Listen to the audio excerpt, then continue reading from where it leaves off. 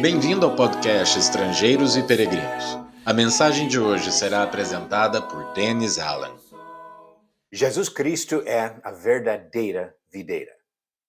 Deus Pai é o cultivador. Os discípulos de Jesus são os ramos. Na última reflexão, do episódio de ontem, focamos o lado divino desse relacionamento.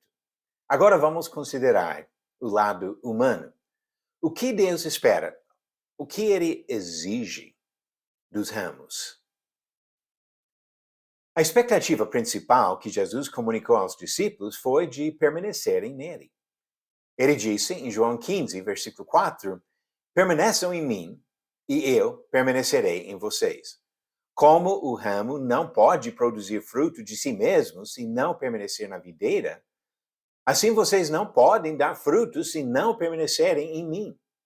Eu sou a videira, vocês são os ramos. Quem permanece em mim e eu nele, esse dá muito fruto, porque sem mim vocês não podem fazer nada. A sobrevivência dos ramos depende da sua ligação com a videira. Quem não mantém a comunhão com Cristo não tem vida. Quem permanece em Jesus produz fruto.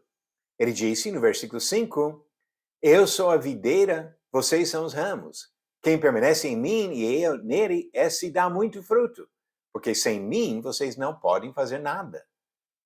Na famosa parábola do semeador, Jesus disse que a palavra que penetra um coração bom produz fruto. Mateus 13, versículo 23. Fruto, no Novo Testamento, representa ideias diferentes, mas complementares. João Batista desafiou seus ouvintes a produzirem frutos dignos do arrependimento, mostrando uma mudança sincera no seu procedimento. Mateus 3, versículo 8. Paulo instruiu seus leitores a acrescentarem o fruto do Espírito, as atitudes e as condutas apropriadas para pessoas convertidas a Cristo. Ele disse em Gálatas 5, 22 e 23, mas o fruto do Espírito é amor, alegria, paz, longanimidade, benignidade, bondade, fidelidade, mansidão, domínio próprio. Em outro texto, ele associa fruto com boas obras realizadas pelo cristão. Colossenses capítulo 1, versículo 10.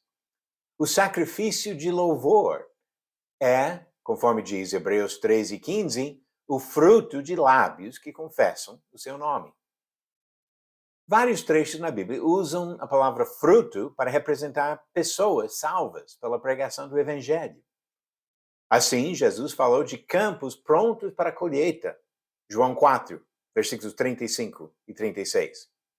Tiago e Paulo descreveram os cristãos como primícias ou primeiros frutos. Tiago, capítulo 1, versículo 18. Romanos 16, versículo 5. E 1 Coríntios 16, versículo 15. Quem permanece em Cristo demonstra seu amor por obediência, seguindo o perfeito exemplo de Jesus. Ele disse em João 15, versículo 10, se vocês guardarem os meus mandamentos, permanecerão no meu amor, assim como também eu tenho guardado os mandamentos de meu Pai, e no seu amor permaneço. Todos os verdadeiros seguidores de Jesus são ramos da única videira que dá vida. A pergunta de ontem veio do livro de Gênesis, e a pergunta foi, Jacó deu o nome de Betel para um lugar que antes era chamado de Luz, Sol, Belém ou Berseba. E a resposta vem de Gênesis capítulo 28, versículo 19. Luz, diz esse texto, e ao lugar, cidade que antes se chamava Luz, deu o nome de Betel. Betel, que significa casa de Deus. E foi o lugar onde Jacó viu a escada e anjos descendo e subindo sobre essa escada. Ele entendeu que era como a porta de acesso ao céu.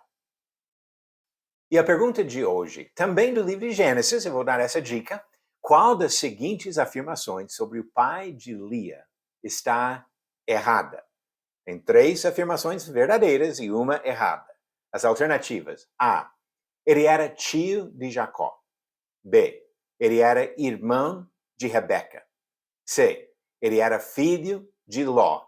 E D. Ele era pai de Raquel. A resposta vem no final do episódio 427. Bom estudo para você. É Jesus Cristo que dá vida. E todos nós que queremos a vida eterna, precisamos permanecer em Jesus, porque Ele é a videira e os seus discípulos são os ramos. Que Deus nos ajude a permanecer nele, sendo obediente a Jesus, caminhando com Ele para a eternidade no céu. Obrigado por nos acompanhar nessa jornada pelas Escrituras. Volte amanhã para ouvir mais uma mensagem do podcast Estrangeiros e Peregrinos.